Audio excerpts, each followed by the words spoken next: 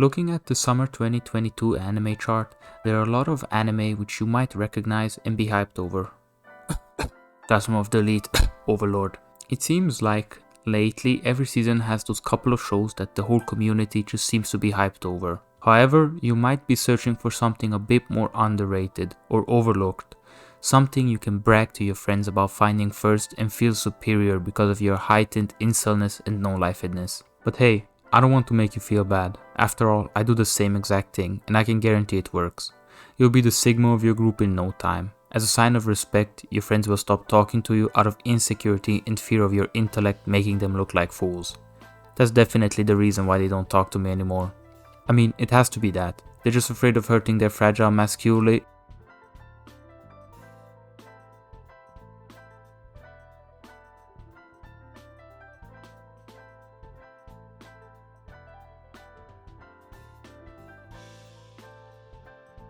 The anime I'm talking about is Engage Kiss, and no, I know the name has both engage and kiss in it, but there's no way the characters will get engaged. Don't forget, this is an anime. Anything beyond an unsatisfactory conclusion for a romance is off the limits.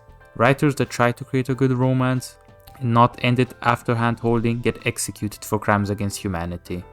It is written in law that an anime character must be and shall remain A. either a virgin during the entire runtime of the show, or B.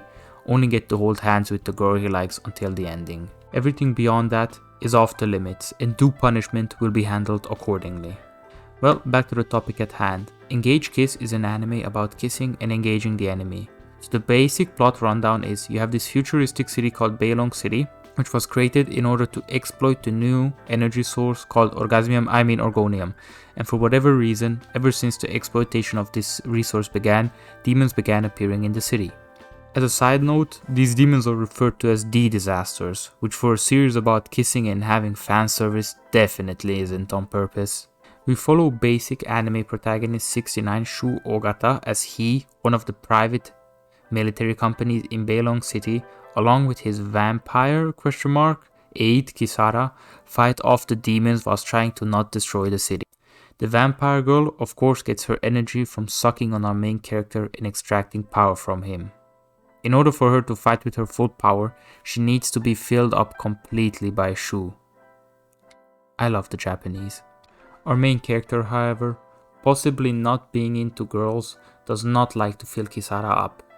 So Kisara often has to go for days craving for Shu. And yes, I did make it sound a bit more perverted than it really is, but shut up, this is my video, I can do whatever I want.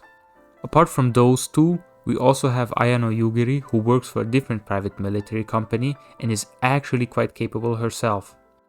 A point which took me completely by surprise is that she is Shu's ex-girlfriend. Unbelievable, I know.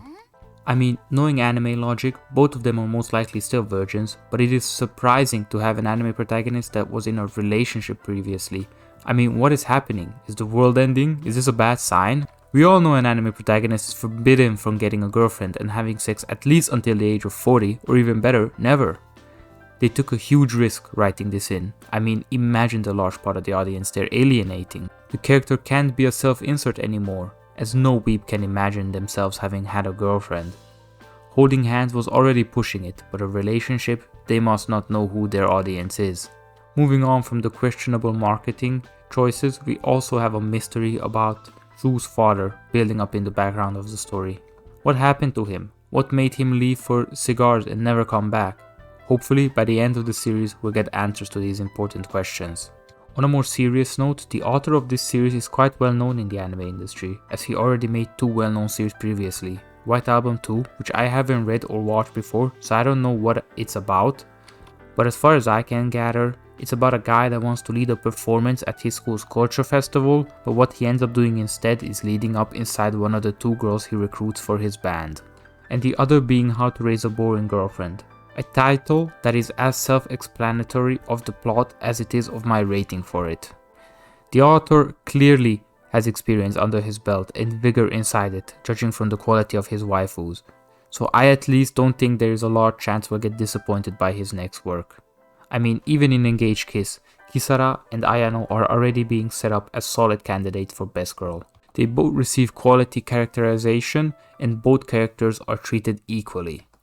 Also, my love triangle senses are tingling. If you watch my video on Jose the Tiger and the Fish, then you know why I dislike Jose.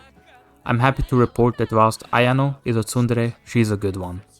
And you know how excited that makes me feel. And Kisara is somewhat of a play on a yandere, but less crap and stalkery and more jealous and caring. Finally, the clash down of the tropes.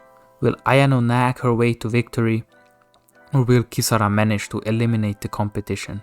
Find out in the next episode of Dragon Ball Z. Reduced to making references. When did my humor die?